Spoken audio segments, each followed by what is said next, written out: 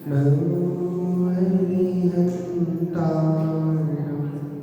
नमो सिद्धारं नमो आयर्याणं नमो वञ्चायाणं नमो हि सव्यसायुनं मङ्गलं भगवान् वीरो मङ्गलं गौतमो गणे मङ्गलं कुन्दकुन्दारो जैन धर्मोऽस्तु मङ्गलं जैन धर्मोऽस्तु मङ्गलम्। हमारी चर्चा आचार्य बालीव सिंह सूरी ग्रंथ श्री छत्र चूड़ामणि ग्रंथ पर चल रही है, जिसमें अपन ने देखा था कि जब जीवनधर कुमार ने गुरु आर्य नंदी से शिक्षा प्राप्त की और शिक्षा प्राप्ति के जब अंतिम समय आया, तब गुरु आर्य नंदी ने बताया तुम एक राजपुत्र हो, और पूरा वृतांत सुना दिया कि तुम्हारे पिता का नाम सत्येंद्र था, काष्ठांगार ने तुम्हारे पिता को मारा था। इतना सुनकर वो जीवनधर कुमार आग बबूला हो गए, गुस्से में एक ना सुनी। गुरु समझाते कि सुनो सुनो, क्रोध करना अहितकारी है, अपना तो अहित करते ही है, इसलिए क्रोध करना अच्छी बात नहीं है, लेकिन गुस्सा आता है तो किसी को नहीं देखता। तो फिर गुरु आर्य नंदी ने कहा सुनो, तुम मुझे गुरु दक्षिणा दो, तुमने मुझसे पढ़ाई की है ना, तो गुरु दक्षिणा दो। तो गुरु दक्षिणा के रूप में गुरु आर्य नंदी ने कहा तुम 1 वर्ष तक काष्ठांगार से युद्ध नहीं करोगे। कितने वर्ष तक? तो इस तरह से फिर जीवनधर कुमार ने उनको गुरु वचन दे दिया कि मैं 1 वर्ष तक काष्ठांगार से युद्ध नहीं करूँगा। और इस तरह से पूरी कल बहुत अच्छी अच्छी नीति आई थी कि क्रोध करना अहितकारी होता है, वह सर्वप्रथम अपने को ही नुकसान पहुंचाता है। तो ये सारा प्रसंग क्यों आया था? क्योंकि जीवनधर कुमार गुस्से में आ गए थे, थोड़ी सी बात को सुनकर क्रोध करने लगे। सुनो, अब बताते हैं स्वाध्याय का फल क्या है। हेमोपाने विज्ञानम नोचेत व्यर्थ श्रमाश्रुतौ किं व्रीहि खंडनायसैस्तंडुलानाम संभवे। यदि हेव उपाधि का ज्ञान नहीं है तो शास्त्र संबंधी परिश्रम करना व्यर्थ है, क्योंकि चावलों के नहीं निकलने पर धान के कूटने से क्या फायदा। धान को कूटते रहो, अब चावल तो मिल नहीं रहे, तो क्या फायदा है धान को कूटने से। ऐसे स्वाध्याय से क्या फायदा जिससे हे उपाधि का निर्णय ना हो। स्वाध्याय कर रहे, हम स्वाध्याय कर रहे हैं, बताओ हे क्या है। अभी भी गृहस्थी में उपादेय बुद्धि लगी है, भोगों में उपादेय बुद्धि लगी है, कषायों में उपादेय बुद्धि डली है। तो स्वाध्याय करने का फल सीखा नहीं, स्वाध्याय करने का फल तो ये है कि हे उपादेय का ज्ञान होना चाहिए। बताओ, हम स्वाध्याय करते हैं तो आत्मा की खूब लंबी चौड़ी चर्चा करते हैं, हम तो आत्मा राम है, भोगों में सुख नहीं है, शरीर हमारा है नहीं है, शरीर तो जड़ है, खूब ऊंची ऊंची बातें करते हैं। पर अब सच पूछना, हमें शरीर है लगता है कि नहीं लगता? बताओ, जब तक शरीर है नहीं लगेगा तब तक कोई फायदा नहीं है स्वाध्याय करने का। ये कौन कह रहे हैं? नीतिकार आचार्य देव यह कह रहे हैं। देखो, और सरलाद, चावल निकालने के पश्चात मात्र तुस को कूटने से क्या लाभ। जब चावल निकल गए और फिर से आप उस तुस को कूट रहे हो तो कोई फायदा नहीं है। कूटने का परिश्रम कैसा है? व्यर्थ है। खूब परिश्रम कर रहे हैं भाई साहब, व्यर्थ है। पानी को खूब बिलो, निकल आएगा मक्खन? नहीं निकलेगा। और खूब रेत को पेलो, तेल निकल आएगा क्या? नहीं निकलने वाला। ये सब परिश्रम करना कैसा है? व्यर्थ है। ऐसे ही स्वाध्याय खूब करो। हम तो भैया 4-4 घंटे स्वाध्याय करते हैं, 6-6 घंटे स्वाध्याय करते हैं। तो ये सब पूरा परिश्रम है यदि हे उपाधि का निर्णय नहीं हुआ। देखो, उसी प्रकार हे उपाधि का ज्ञान ना हो तो तो शास्त्रों के अध्ययन करने का परिश्रम व्यर्थ है। विशेषार्थ हे का अर्थ त्यागने योग्य और उपादेय का अर्थ ग्रहण। दो शब्द हैं, हे और उपादेय। हे का मतलब क्या होता है? त्यागने योग, छोड़ने योग, और उपादेय का मतलब ग्रहण करने योग। तो स्वाध्याय करने का सच्चा फल तो ये है कि जिन भोगों को तुम हे बोल रहे हो वहाँ हे बुद्धि आए तो सही। जिस शरीर को हम हे बोल रहे हैं उस शरीर में हे बुद्धि आए तो सही, वहाँ हे बुद्धि आती नहीं है, आत्मा में उपादेय बुद्धि आती नहीं है। तो स्वाध्याय करना बेकार है। आचार्य ने कहा ये भी परिग्रह है। क्या है? परिग्रह है। तुमने ज्ञान इकट्ठा कर लिया, जैसे लोग रुपया इकट्ठा करते हैं वैसे तुमने ज्ञान इकट्ठा कर लिया, तुमने ज्ञान का परिग्रह कर लिया। परिग्रह तो कर लिया ना, परिग्रह इकट्ठा करना होता है। चाहे तुम ज्ञान को इकट्ठा कर लो, चाहे भोगों को इकट्ठा कर लो। तो आचार्य देव ने कहा ऐसा ज्ञान तो परिग्रह है। बिना आत्मज्ञान के स्वाध्याय करना, बिना आत्मज्ञान के लक्ष्य के बिना स्वाध्याय करना कोई फलकारी नहीं है। जीव, अजीव, आश्रव, बंध, संबर, निजरा और मोक्ष, ये 7 तत्व हैं। जानने की अपेक्षा तो ये सातों ही तत्व उपादेय ही हैं। ज्ञेय का अर्थ जानने योग्य है। बोलो, अपन जानेंगे, सातों तत्व जानने होंगे, इस तरह से हम कह सकते हैं सातों तत्व उपादेय हैं जानने की अपेक्षा। अब क्रम से सातों तत्वों का हे, ज्ञेय और उपादेय पना सिद्ध करते हैं। सबसे पहला कौन सा तत्व है? जीव तत्व। हाँ, मोक्ष मार्ग प्रकट करने के लिए तथा साक्षात मोक्ष की प्राप्ति के लिए आश्रय करने की अपेक्षा यह त्रिकालीन शुद्धात्मा जीव तत्व उपादेय है और ध्यान का ध्येय होने से परम उपादेय है। आश्रय करने योग्य उपादेय कौन है? चाचा जी कौन है? जीव। हमारा यह आत्मा, ये जीव कौन उपादेय है? कौन सा?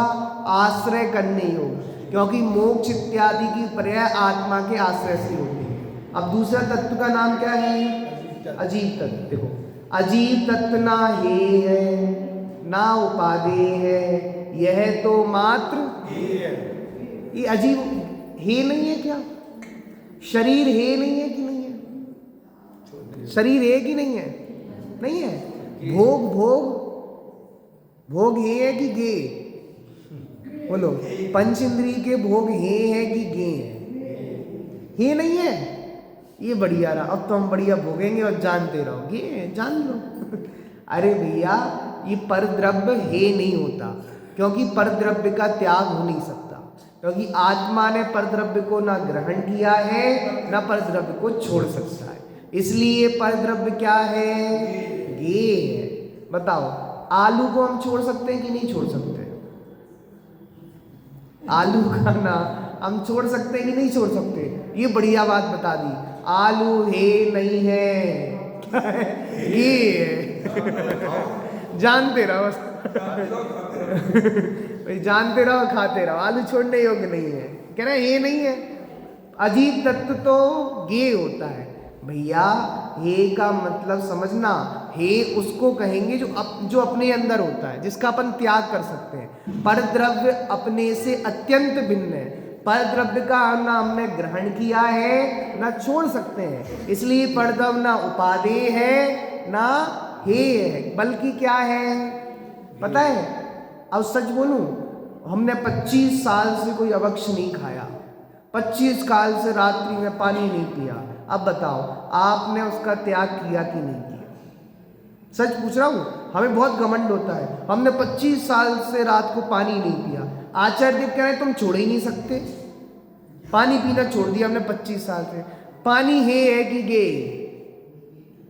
अगर हे नहीं है बोलो, अगर गे है, हे नहीं है, तो किसका अभिमान कर रहे हैं कि हमने 25 साल से रात को पानी नहीं पिया? आचार्य देव कह रहा है गे है, तुम छोड़ ही नहीं सकते उसको।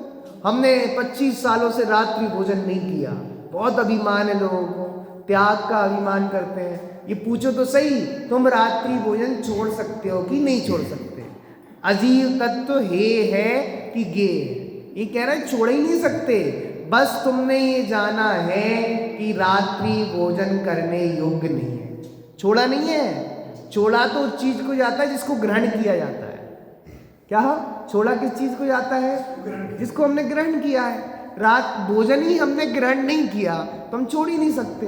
हम मात्र इतना जानते हैं कि यह रात्रि भोजन करने योग्य नहीं है, बस गे के रूप में जानते हैं। बहुत विस्तार इसका विचार करना। देखो अगला, आश्रव और बंध तत्व साक्षात दुख रूप एवं आगामी काल में भी दुख कारक होने से कैसे हैं? हे है। आश्रव बंध तत्व हे है, क्योंकि ये अपने अंदर की चीज है और इनको अपन छोड़ सकते हैं। पुद्गल को अपन ग्रहण भी नहीं कर सकते और छोड़ नहीं सकते। संबर और निजरा मोक्ष मार्ग स्वरूप है, जो आंशिक शुद्ध व सुखरूप होने से प्रकट करने की अपेक्षा कैसे है? संबर निजरा प्रकट करना है कि नहीं करना? करना है, उपादेय है। मोक्ष तत्व साध्य है, प्राप्त करने की अपेक्षा सर्वथा उपादेय है। कैसा उपादेय है? संबर निजरा तो एक देश उपादेय है। संबर निजरा कैसे है? एक देश उपादेय, और मोक्ष पूर्ण उपादेय, सर्वथा उपादेय। बात समझ में आई? आगे देखो, तत्व ज्ञान का फल मिलना आवश्यक है।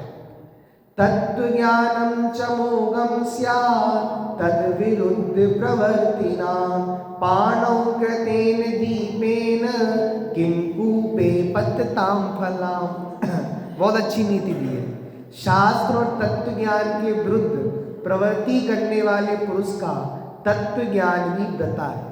बहुत तत्व ज्ञान हो पर विपरीत प्रवृत्ति करते हो, कोई तत्व ज्ञान का फायदा नहीं। उदाहरण दिया, कुएं में गिरते हुए पुरुष को हाथ में रखे हुए दीपक से क्या फल है? कोई व्यक्ति हाथ में दीपक लेके जा रहा था और कहाँ गिर गया? कुएं में गिर गया। अब अपन कहेंगे कि तुम दीपक लेके जा रहे थे, क्या फायदा हुआ दीपक का जब तुम कुएं में गिर गए? ऐसी तुमने देखो सरला, हाथ में दीपक होने पर भी कुएं में गिरता है तो दीपक से क्या लाभ? दीपक व्यर्थ ही सिद्ध हुआ।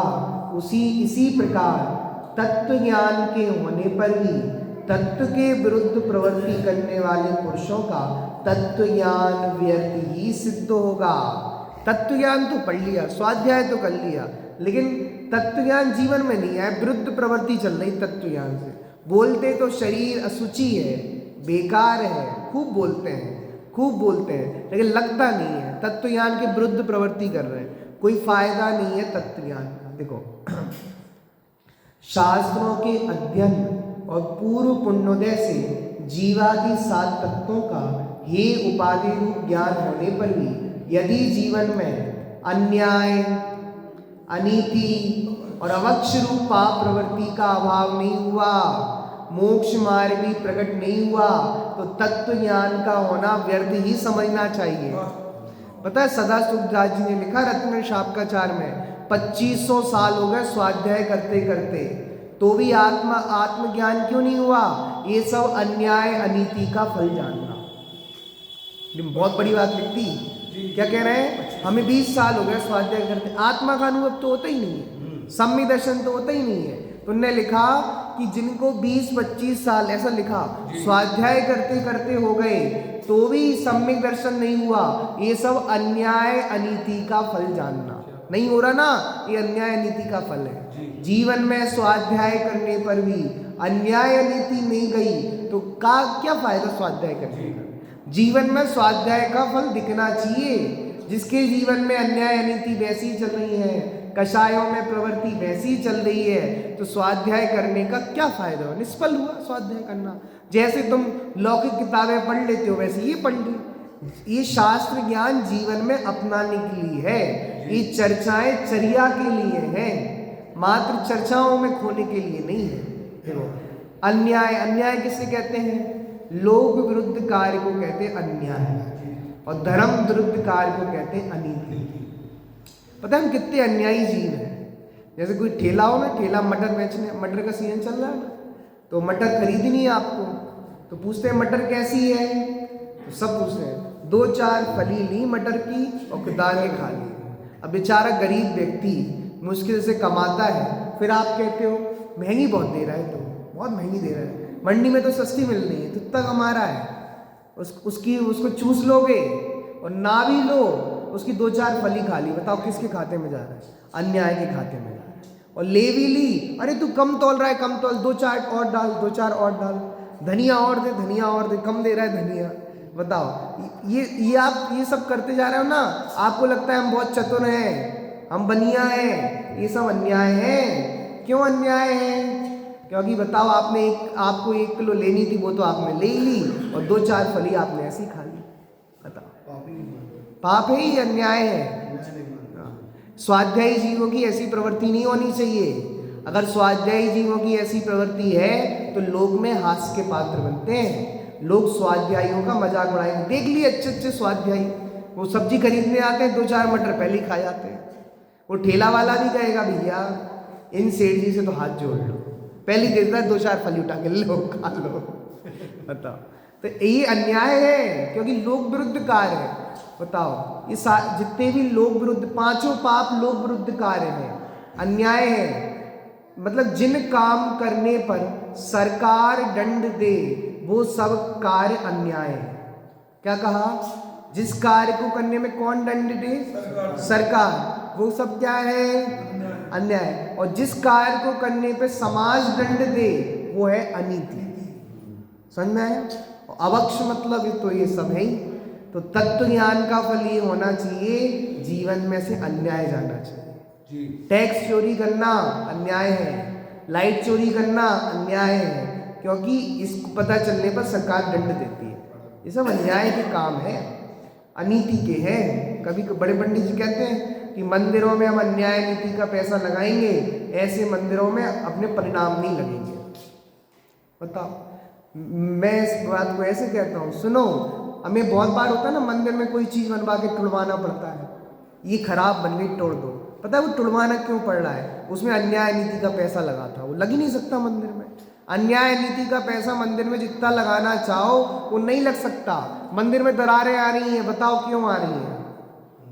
बताओ, अन्याय नीति का पैसा है, आप जितना लगाना चाहो नहीं लग सकता। बोलो, सही बात है ये। देखो, अन्याय, अनीति और अवक्ष रूप पाप प्रवृत्ति का अभाव नहीं हुआ और मोक्ष मार्ग भी प्रकट नहीं हुआ तो तत्व ज्ञान का होना व्यर्थ ही समझना, स्वाध्याय करना व्यर्थ ही समझना। तो ये जीवन में कुछ आ ही नहीं रहा, जीवन में कुछ आ ही नहीं रहा। तो ऐसे कार्य मत करना जिससे सरकार दंड दे, ऐसे कार्य मत करना जिससे समाज दंड दे। ये सब अन्याय अनीति के खाते में जाते हैं। देखो आगे, तत्व ज्ञान के अनुसार ही प्रवृत्ति योग्य है। तत्व ज्ञानानुकूलम तनुष्ठा तुम तो महर्षि मुसितम धीधनम नास्या यथा मोहादि दस्युभी। देखो, तुम तत्व ज्ञान के अनुकूल प्रवृत्ति करने के लिए योग्य हो, इसलिए तुम ऐसा करो जिससे मोहादि लुटेरों से तुम्हारा बुद्धि रूपी धन चुराया नहीं जाए। किसको कह रहे हैं ये? जीवंदर कुमार को कह रहे हैं। कौन? आर्यन। देखो, सरलाल। इसलिए हे कुमार, कौन से कुमार? अनर कौन से कुमार? जीवंदर कुमार। तुम्हें तत्व ज्ञान के अनुसार ही प्रवृत्ति करना योग्य है। किसके अनुसार?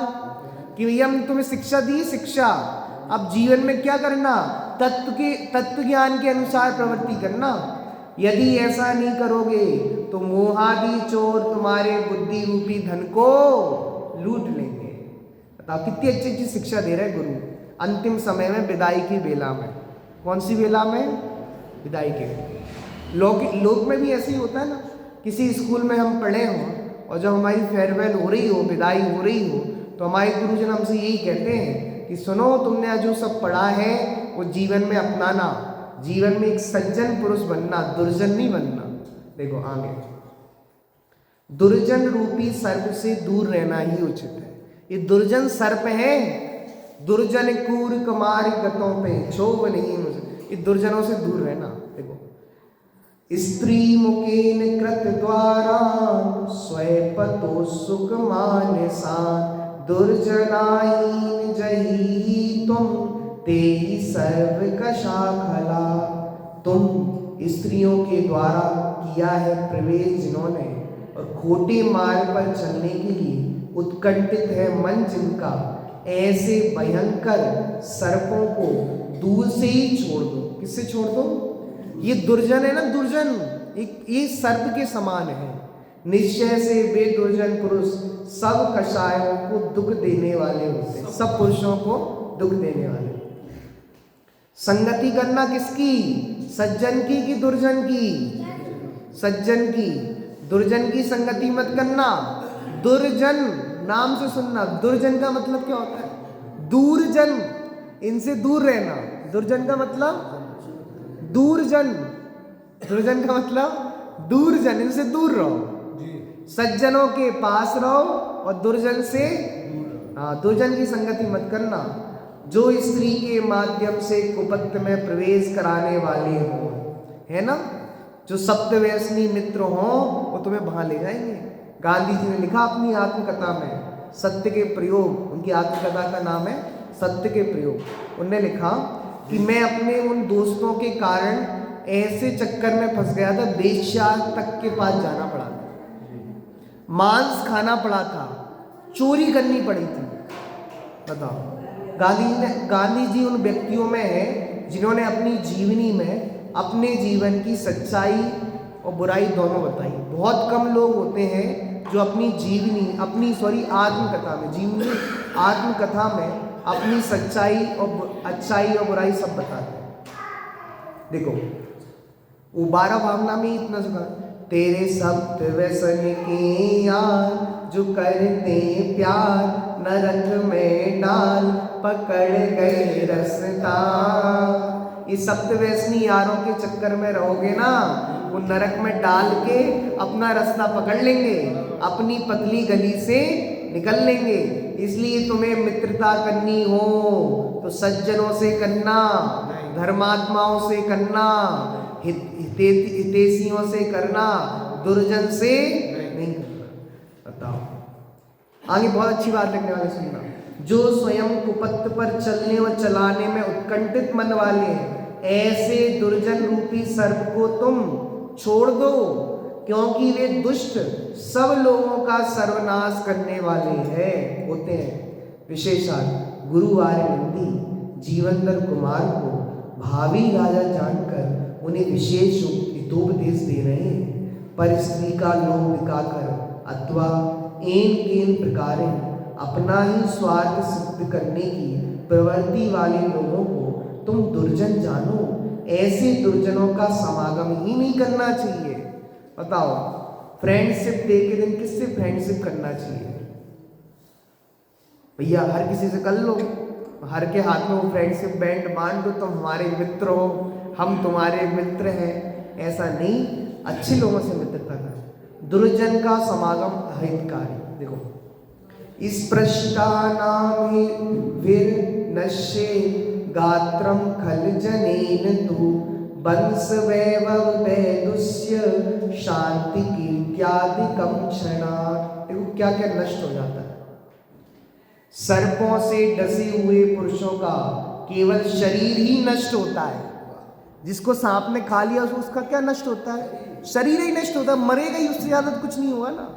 किंतु दुर्जन पुरुषों का संबंध करने वाले पुरुषों के कुल, संपत्ति, पांडित्य, क्षमा, कीर्ति आदि गुण उसी क्षण नष्ट हो जाते हैं। तुम सप्तव्यसनी मित्रों के पीछे खुलोगे, तुम्हारा कुल बर्बाद हो जाएगा।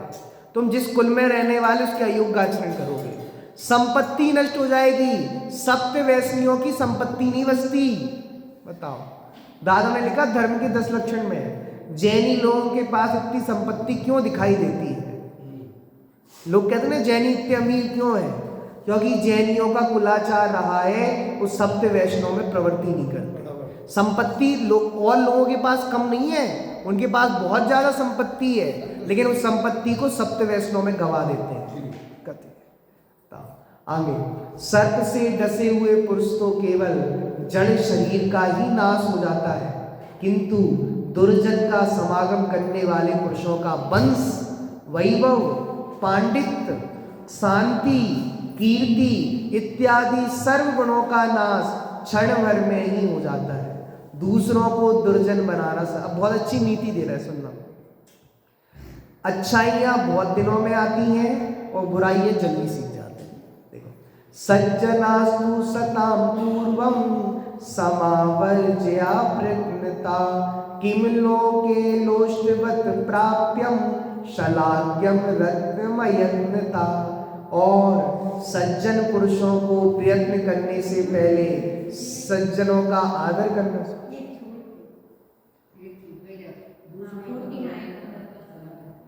सॉरी 49 खला कुर्यात् खलं लोका मन्ये मन्यो न कंचना नाहि सत्यं पदार्थानां भाविनं च विनाशिवत्। दुर्जन पुरुष लोग को दुर्जन बना देता है, किंतु सज्जन पुरुष किसी को भी सज्जन नहीं कर सकता। निश्चय से पदार्थों के विनाश की तरह उनका उत्पन्न करना शक्य नहीं। ये बहुत अच्छी नीति है। किसी भी चीज का विनाश जल्दी होता है। बनाने में कितनी देर लगती है? आपने घर बनाया, सालों साल लग गए, और तोड़ने में रिश्तेदारी बनाने में बहुत समय लगता है, और तोड़ने में एक बात कह दो खत्म, आज से हमारा तुम्हारा रिश्ता खत्म। बताओ, हर चीज को उत्पन्न करने में समय लगता है और नष्ट होने में कोई समय नहीं। नीति है बहुत अच्छी।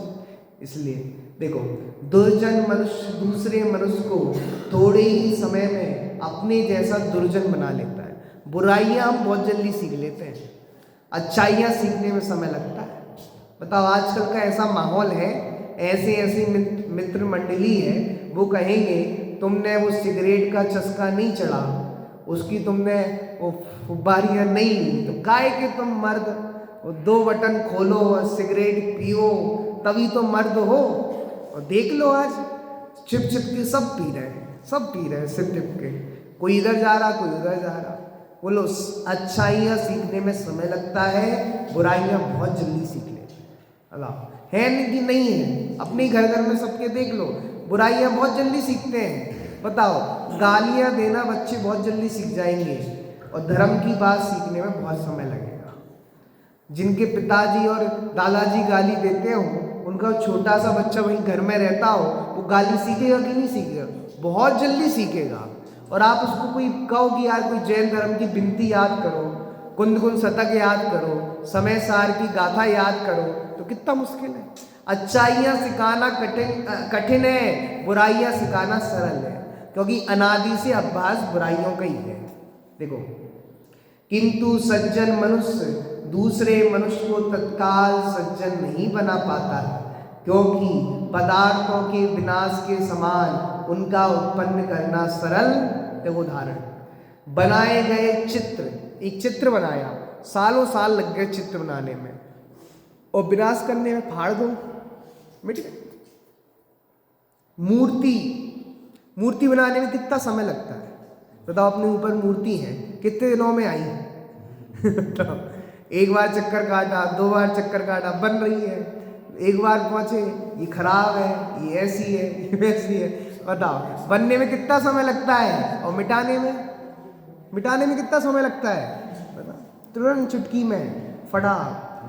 मकान आदि को नष्ट करना सरल है, किंतु नया चित्र, मूर्ति, मकान आदि बनाना सरल। अब तो मकान उड़ाने के लिए वो बम लगते हैं। 5 में ढेर वो बिल्डिंग गिराई थी ना, कितनी मंजिल की बिल्डिंग थी वो नोएडा में?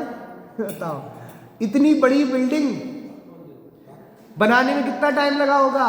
1-2 साल लगे होंगे, और गिराने में सेकंड 22 सेकंड में बिल्डिंग स्वाहा। बताओ, बनाने में कितना समय लगता है और मिटने में कितना समय लगता है। ऐसे ही बुराइयां बहुत जल्दी सीख जाते हैं, अच्छाइयां सीखने में समय लगता है। देखो, अत्यंत कठिन है, विघातक कार्य करना सरल है, और विदायक कार्य करना कठिन है। अनादि काल से अज्ञान के कारण राग भाव सरल लगता है, और बीत राग धर्म भाव। पता, गुस्सा करना सरल है कि आत्मा का अनुभव करना सरल है? गुस्सा करने में क्या है, अभी कर देंगे, आत्मा में बहुत कठिन। अरे भैया, ये तो हमारी बस की बात ही नहीं है, ये तो धर्मात्मा लोग करते होंगे, मुनिराज करते होंगे, हम नहीं कर सकते। हमें गुस्सा करना सरल लगता है, आत्मा का अनुभव करना, ये सब अज्ञान की ही महिमा है। अब देखो, सज्जनों का समागम तथा सम्मान करना चाहिए। सज्जनास्तु सतां पूर्वं समावर्जया प्रयत्नता किम लोके लोष्टवत् प्राप्यम सलाक्यम रत्नमयत्नता। और सज्जन पुरुषों का प्रयत्न से पहले सज्जनों का आदर करना चाहिए। लोग क्या मिट्टी की ढेले के समान प्रशंसनीय रत्न बिना प्रयत्न के नहीं मिल सकता। बहुत अच्छी देखो सलाह, कंकर पत्थर अथवा मिट्टी की ढेले के समान दुनिया में मूल्यवान और प्रशंसनीय रत्न प्रयत्न के बिना नहीं मिलते। रत्न बिना प्रयत्न के नहीं मिलते, कंकड़ पत्थर तो मिल जाते। अतः सज्जनों को प्रयत्न पूर्वक सज्जनों का समागम और सम्मान करना चाहिए। देखो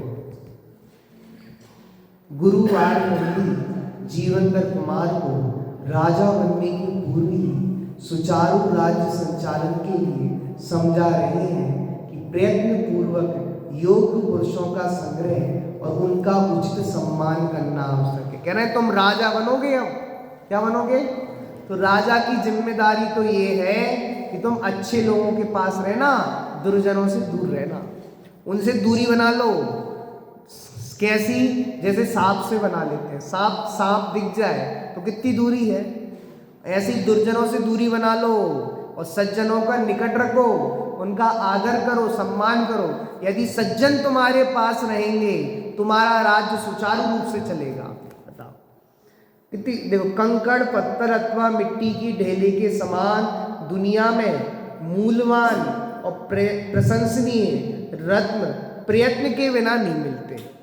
ऐसी सज्जन पुरुष बिना प्रयत्न के नहीं मिलते, उनके लिए प्रयत्न करना पड़ता है। देखो सज्जनों के वचन अमृत से भी श्रेष्ठ।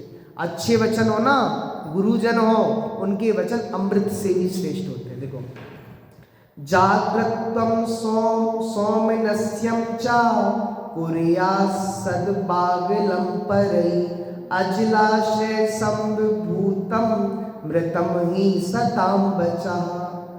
सज्जन पुरुषों का वचन जागृति और उत्तम स्वयं को करता है। बहुत कहने से क्या, निश्चय से सज्जन पुरुषों का वचन जलाशय के बिना ही उत्पन्न हुआ अमृत है।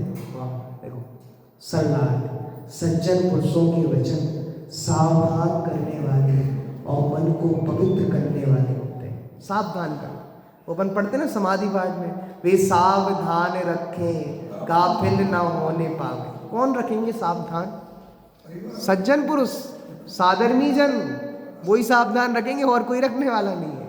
सज्जन पुरुष के वचन सावधान करने वाले होते हैं, चेताने वाले होते हैं। चेत जाओ, अभी समय है, नहीं तो समय निकल गया फिर आने वाला।